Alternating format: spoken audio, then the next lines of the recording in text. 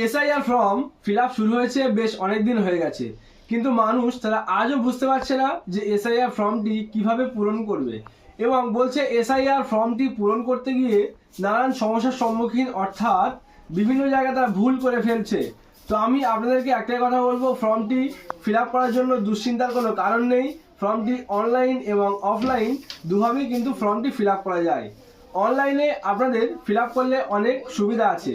অনলাইনে ফর্মটি পূরণ করলে এখানে আপনাদের যদি কার্ডের কোনো সমস্যা থাকে সেটি কিন্তু ঠিক হয়ে যাবে এবং তার পাশাপাশি আপনাদের ভোটার কার্ডে আধার কার্ড এবং মোবাইল নাম্বারও কিন্তু লিঙ্ক হয়ে যাবে। যদি আপনারা অনলাইনে, আমরা দেখছি যে অনলাইনে ফর্মটি পূরণ করার সময় অনেকেরই 2002 সালের যে ভোটার লিস্টটি আছে সেখানে কিন্তু নাম আছে, কিন্তু ওই ব্যক্তির যখন আমরা অনলাইনে ফর্মটি পূরণ করতে যাচ্ছি তখন সেখানে দেখছি যে ডাটা নট ফাউন্ড, অর্থাৎ সেই ব্যক্তির কোনো নাম 2002 সালের লিস্টে নেই দেখাচ্ছে, কিন্তু 2002 সালের যে ভোটার লিস্ট আছে সেই তালিকায় কিন্তু আমরা তার নাম দেখতে পাচ্ছি।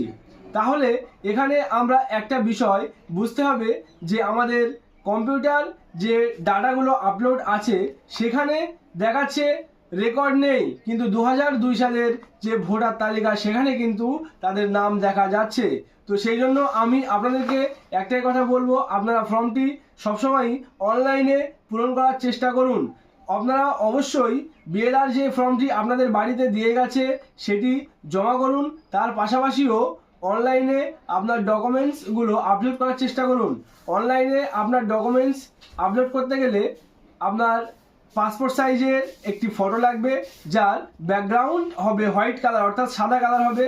তার পাশাপাশি আপনার আধার কার্ড, ভোটার কার্ড এবং 2002 সালের যে ভোটার লিস্টটি আছে আপনার অথবা আপনার বাবা মায়ের, সেই লিস্টটি লাগবে এবং বাবা মায়ের যে কোনো একটি ডকুমেন্টস আনতে হবে, আধার কার্ড অথবা ভোটার কার্ড।